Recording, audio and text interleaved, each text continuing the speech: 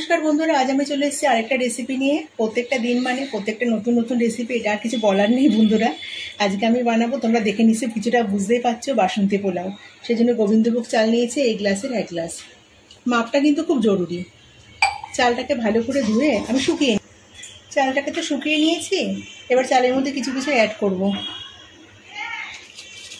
একটা তেজপাতাকে 2 টুকরো করে নিয়েছি, অবশ্যই ধুয়ে নিয়েছি। দারচিনি, এলাচ, লবঙ্গ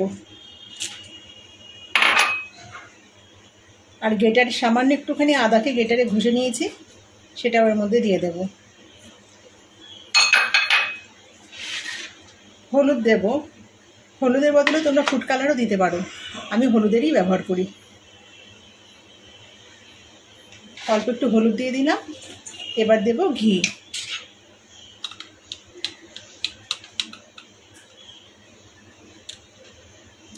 এক চামচ ঘি দিলাম।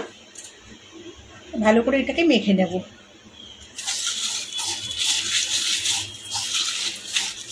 ভালো করে মেখে নেওয়াটা কিন্তু খুব জরুরি।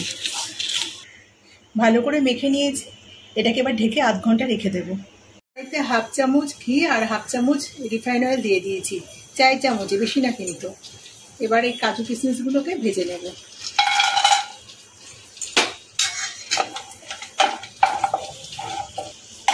ভাজা হয়ে গেছে, এগুলোকে তুলে নিচ্ছি। এটা আধ ঘন্টা হয়ে গেছে মাখিয়ে রাখা। চালটা এবার মধ্যে দিয়ে দিলাম।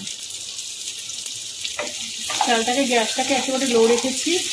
এটাকে মিনিট 5 সময় ধরে ভালো করে নেড়ে নেব। এটা কিন্তু খুবই ইম্পর্টেন্ট। ঝরঝরে সুন্দর বাসমতি পোলাও পেতে গেলে কিন্তু এই চালটাকে এভাবে ভাজতে হবে। স্টেপ বাই স্টেপ কিন্তু ফলো না করলে পরে ঠিকঠাক হবে না। ভেজে নেওয়া হয়ে গেছে চালটাকে। এবার এর মধ্যে জল দেব, অবশ্যই কিন্তু গরম জল, ঠান্ডা জল দিলে হবে না। গরম জল আমি এর মধ্যে দিয়ে দিচ্ছি।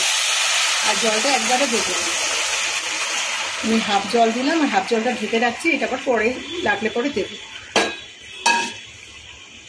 ভালো পরিমাণ মতো লবণটা আমি দিয়ে দিচ্ছি এর মধ্যে।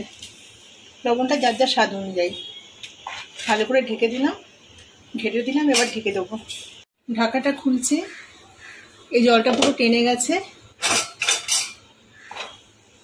আবারও আমি জল দেবো, যে গরম জলটা আছে। তার আগে আমি চিনিটা দিয়ে দেবো। হাতের মুঠে 1 মুঠ চিনি দিলাম, এতেই যথেষ্ট। খুব বেশি মিষ্টি কিন্তু ভালো লাগে না। এবার ভেজে রাখা কাজু কিশমিশটা এর মধ্যে দিয়ে দিলাম। আর আমি সবসময় পোলাওতে না কাঁচা লঙ্কা একটুখানি চিড়ে দিই, সেন্টটা খুব ভালো লাগে। সামান্য একটু করে চিড়ে দিয়েছি। এবারে গরম জলটা আবারও দিয়ে দেবো। পুরো গরম জলটাই লাগবে, কারণ গ্লাস মেপেই কিন্তু আমি জলটা গরম করেছি। ভালো করে নেড়ে দিচ্ছি, আবারও ঢেকে দেব।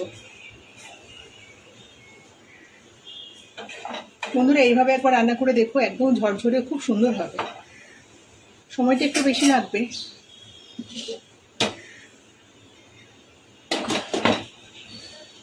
এবার আমি ঢাকাটা খুলে দেখব। দেখুন বন্ধুরা, কত সুন্দর ঝরঝরে হয়েছে। এটা ঠান্ডা হলে কিন্তু আর একটু ঝরঝরে হয়ে যাবে। একেবারে আমাদের বাসন্তী পোলাও কিন্তু রেডি। এইভাবে একবার করে দেখবেন, দুর্দান্ত লাগে খেতে। আর যত ঠান্ডা হবে তত বেশি ঝুরঝুরে হবে। রেসিপিটা কেমন লাগলো অবশ্যই কমেন্টে জানাবেন। রেসিপিটা ভালো লেগে থাকলে একটা লাইক দেবেন। আর যে সমস্ত নতুন বন্ধুরা এখনো চ্যানেলটাকে সাবস্ক্রাইব করেননি, তারা অবশ্যই চ্যানেলটাকে সাবস্ক্রাইব করবেন।